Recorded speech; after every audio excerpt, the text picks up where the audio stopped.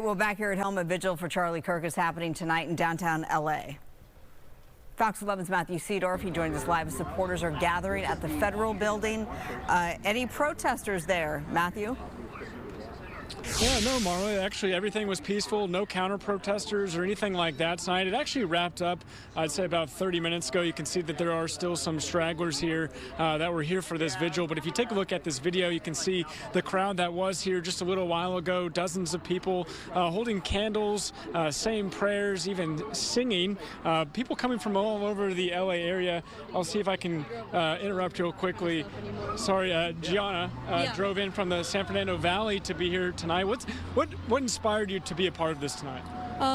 Charlie Kirk himself inspired me, and I've been inspired by him since I was 15 years old, and I'll continue to be inspired by him and inspired by his words. And I think it's important that we all came here tonight to keep remembering his words and his legacy in our country and not forget about what he stood for and what he would want us to be standing for, especially the youth. I'm 17 years old.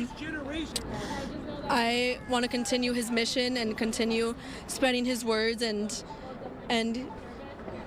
a big thing about Charlie was that everyone thinks that he was just another politician, and that's furthest thing from the truth. He was a man of God. He spread the gospel wherever he went to the college campuses. It was more than just debating with students, and he was a man of God. He really was. And I think we can't forget about that as well. That's a big thing that we need to remember. And as we continue to honor him, honor God as well, that's what he would want.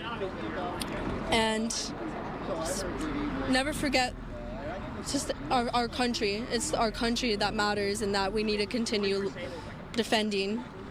Obviously what happened, it's been a little over a full day now. How are you processing it?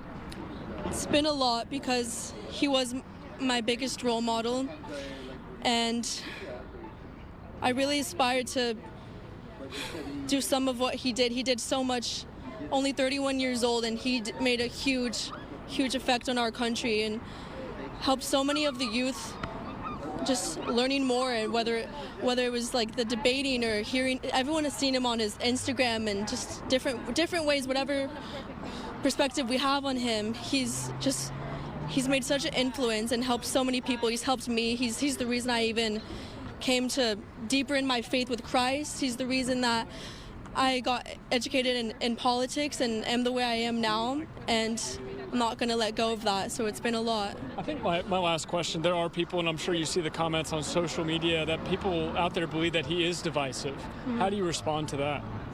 I think that Charlie was the furthest from divisive. I think that he spoke to anyone that wanted to speak to him, and he always approached it with respect, no matter what he was being yelled at, whatever was being thrown at him, anything like that. He spoke to anyone, and he never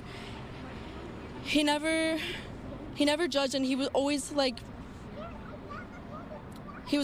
He was always kind because he was a God-fearing man, and I think that all the bad stuff that's being said about him right now just isn't true, and all it takes is to really watch one of his videos, and you can see that. You can really just see that. These are lies. Yeah, I mean, no matter what anyone's opinion is, I don't think it's right to use a bullet, right? So absolutely, I think a lot of hate is being spread right now, and the last thing that Charlie would want is more violence, and that's the first thing that should happen. Again, he was a God-fearing man, and that we should be spreading more peace and more kindness right now and honor. Thank you so much. Thank you. Appreciate that. Yeah, dozens of people out here tonight sharing a lot of that same sentiment. Obviously very heartbroken by what happened. I'll go ahead and send it back to you. Obviously, she said she's been following him, I think she said since she was 15.